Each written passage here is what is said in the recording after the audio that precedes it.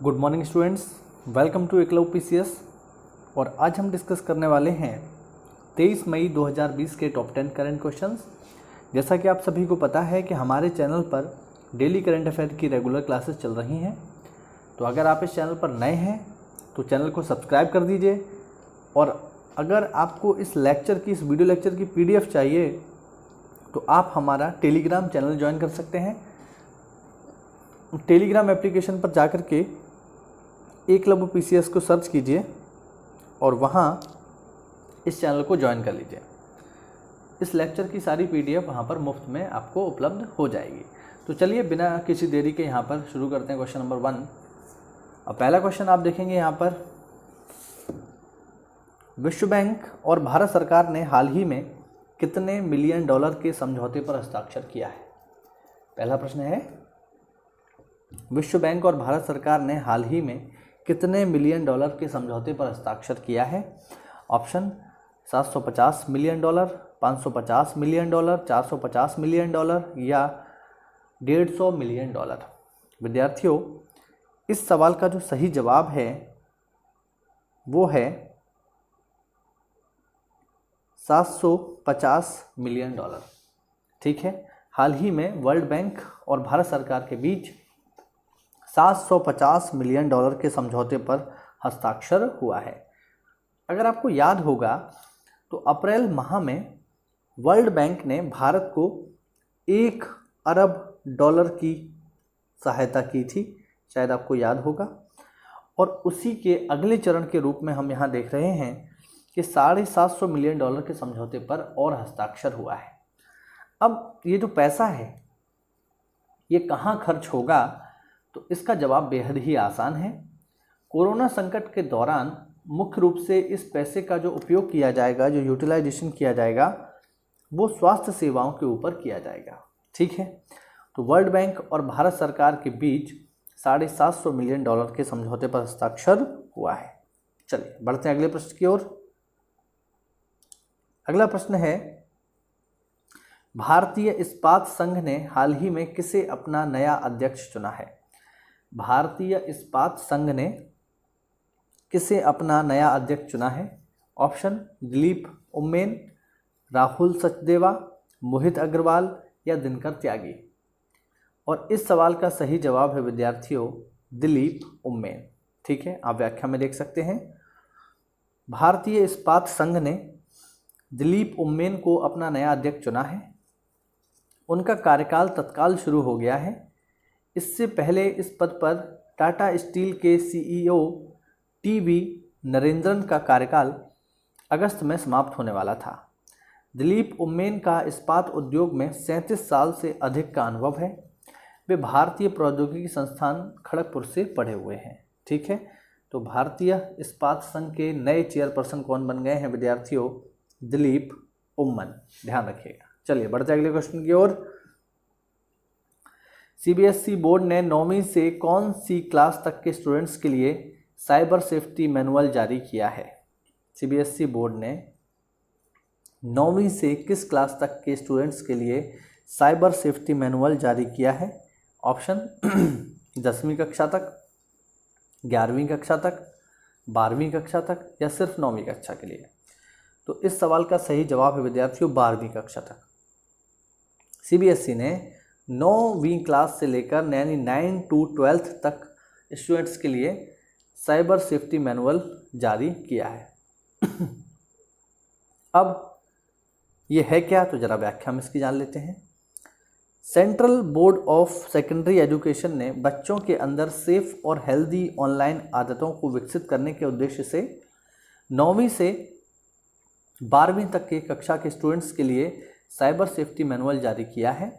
Board ने digital अधिकारों और स्वतंत्रता के हनन जैसी समस्याओं को देखते हुए यह मैनुअल जारी किया है। ठीक है, तो बच्चों को अब अपने जो हमारे साइबर जो अधिकार हैं, जो इंटरनेट पर हमें अधिकार मिलते हैं, उनके बारे में अवेयर कराया जाएगा। ठीक है, CBSE के द्वारा। चलिए बढ़ते अगले प्रश्न की ओर। अगला प्रश्न बेहद ही महत्वपूर्ण है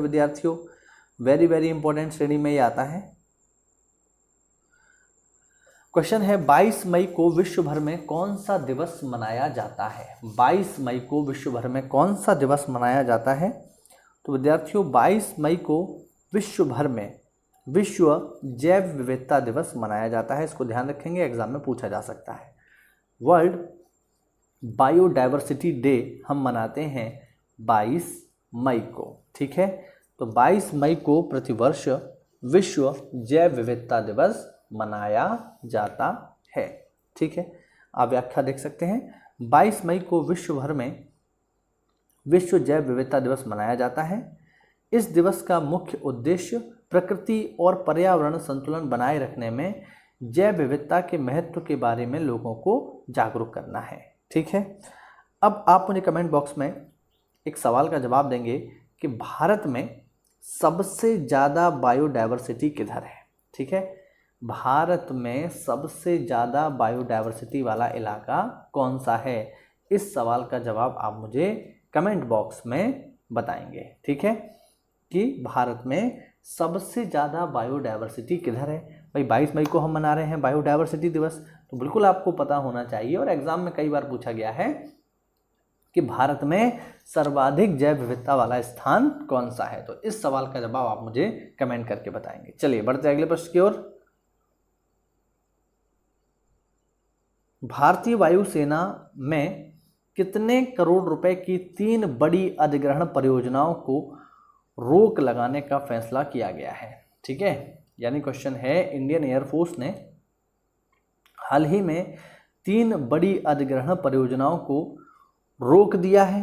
अब सवाल ये है कि ये जो परियोजनाएं हैं, ठीक है, ये कितने करोड़ रुपए की हैं, ठीक है।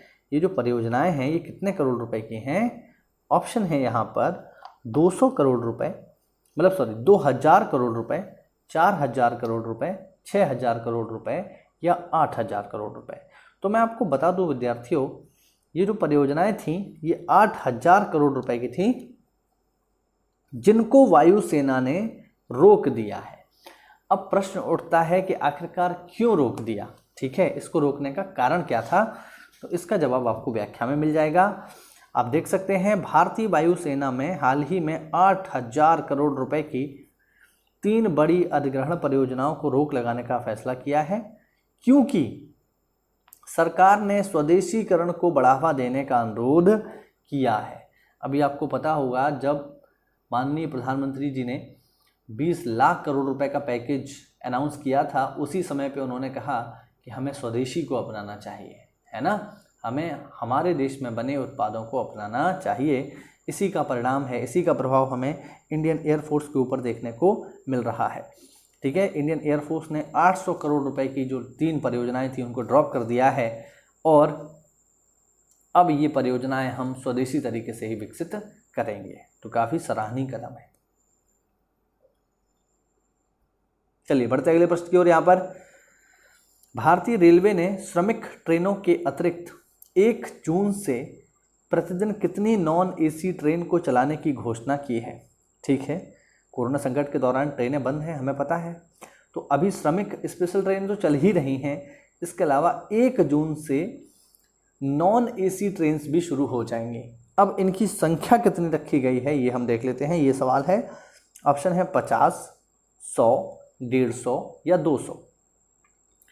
तो इस सवाल का सही जवाब है 200 नॉन एसी ट्रेन 1 जून से प्रतिदिन चलाई जाएंगी, जो कि लॉकडाउन में फंसे हुए लोगों को उनके गंतव्य तक, उनके घर तक पहुंचाने का काम करेंगी, ठीक है। व्याख्या में देख सकते हैं, भारतीय रेलवे ने श्रमिक ट्रेनों के अतिरिक्त 1 जून से प्रतिदिन 200 नॉन एसी ट्रेन को चलाने की घोषणा की है। इन ट्रेनों की बुकिंग ऑनलाइन ही उपलब्ध होगी। साथ ही रेलवे ने गरीब मजदूरों के लिए स्पेशल, श्रमिक और अमीरों के लिए राजधानी स्पेशल चलाने की तैयारी करी है या कर रहा है, ठीक है। चलिए अगला प्रश्न है, डॉक्टर रमेश पोखरियाल निशंक, ये कौन है? ये हैं हमारे शिक्षा मंत्री। डॉक्टर रमेश पोखरियाल निशंक ने हाल ही में नेशनल टेस्टिंग एजेंसी का कौन सा मोबाइल ऐप लॉन्च किया है, ठीक है। तो सॉरी, ये हमारे शिक्षा मंत्री नहीं है, ये मानव संसाधन विकास मंत्री हैं। तो डॉक्टर रमेश पोखरियाल निशंक जो हैं ये हमारे माननीय जो मानव संसाधन विकास मंत्रालय है उसके मंत्री हैं ये। तो डॉक्टर रमेश पोखरियाल निशंक ने हाल ही में नेशनल टेस्टिंग एजेंसी, ये है NTA का कौन सा मोबाइल एप्लीकेशन लॉन्च किया है? ऑप्शन है अभ्यास, रक्षा, शिक्षा विकास या विकास विज्ञान। और इस सवाल का सही जवाब है अभ्यास। ठीक है, HRD मिनिस्टर रमेश पोखरियाल निशंक जी ने हाल ही में अभ्यास नाम का नया मोबाइल एप्लीकेशन लॉन्च किया है। आप देख सकते हैं भारत के मानव संसाधन तथा विकास मंत्री डॉक्टर रमेश पोखरियाल निशंक ने हाल ही में नेशनल टेस्टिंग एजेंसी का अभ्यास मोबाइल ऐप लॉन्च किया है, जिसमें स्टूडेंट्स को कंप्यूटर बेस्ड टेस्ट के बारे में पूरी जानकारी उपलब्ध करवाई जाएगी। ठीक है, चलिए आगे देखते हैं। अगला प्रश्न देखिए यहाँ पर, विश्व बैंक ने हाल ही में कितने विकासशील देशों को 160 अरब डॉलर देने की मदद, मतलब 160 अरब डॉलर देने की घोषणा की है? 160 अरब डॉलर की मदद देने की घोषणा की है विश्व बैंक ने कितने विकासशील देशों को? ऑप्शन 20, 50, 70 या 100। और इस सवाल का सही जवाब है विद्यार्थियों 100 देशों को 160 अरब डॉलर मदद देने की घोषणा की है वर्ल्ड बैंक ने। आप देख सकते हैं विश्व बैंक ने हाल ही में 100 विकासशील देशों को 160 अरब डॉलर देने की घोषणा की है। यह 160 अरब डॉलर की राशि 15 महीनों की अवधि में दी जाएगी।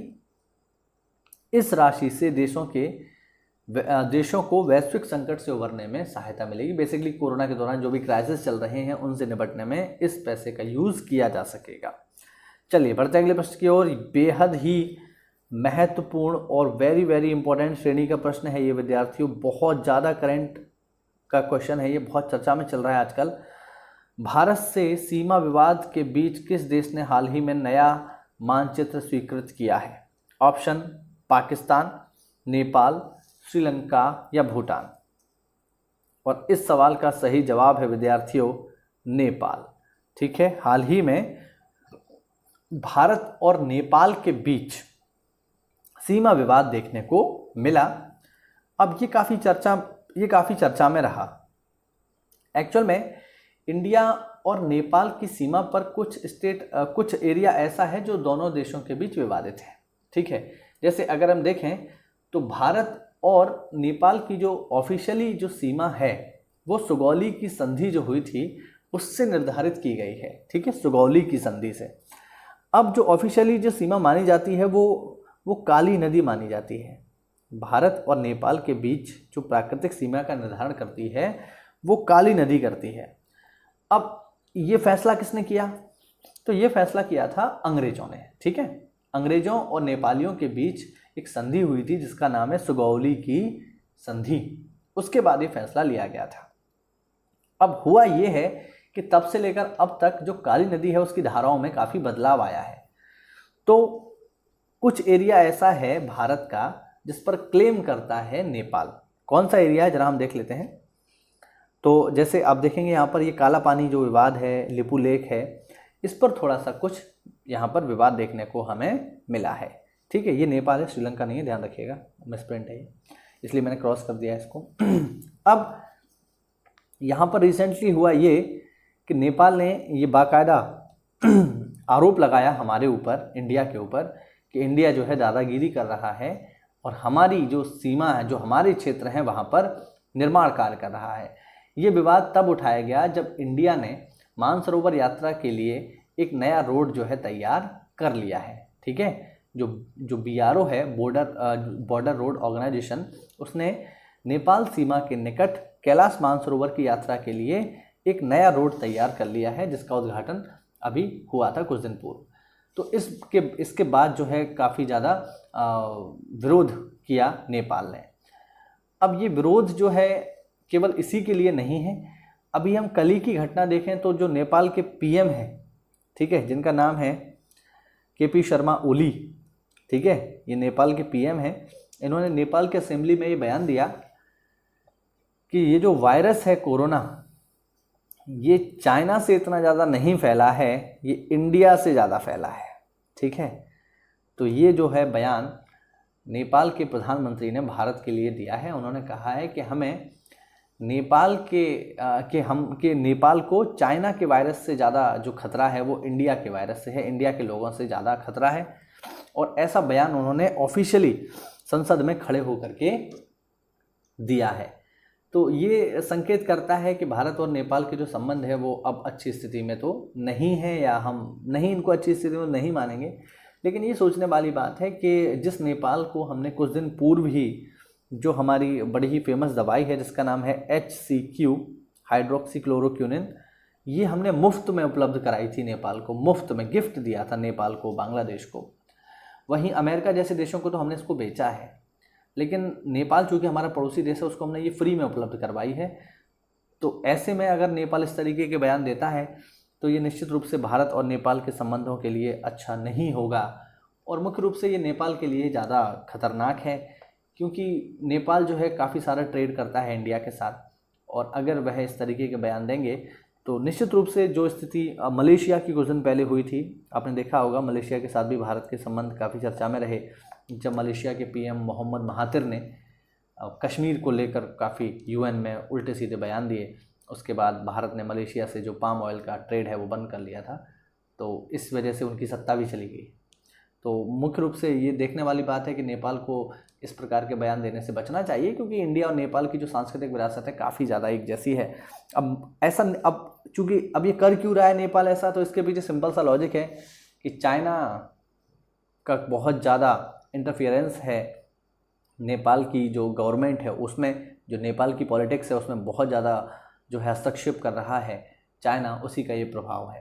तो काफ़ी मुश्किल भरा समय है ये, देखने वाली बात होगी कि इसका आगे परिणाम क्या होता है। चलिए बढ़ते अगले प्रश्न की ओर। यहाँ पर काउंटर पॉइंट रिसर्च की लेटेस्ट रिपोर्ट के अनुसार कौन भारतीय बाजार में फीचर फ़ोन बेचने के मामले में जियो को पीछे छोड़कर पहले स्थान पर आ गया है।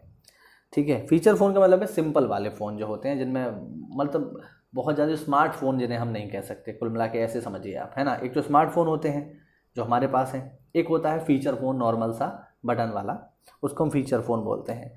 तो फीचर फ़ोन बेचने के मामले में जियो को छोड़ करके पहले स्थान पर कौन आ गया है? ऑप्शन है एप्पल, सैमसंग, वीवो या रेडमी। तो देखो वीवो, रेडमी और एप्पल तो ये तो फीचर फ़ोन बनाते ही नहीं हैं।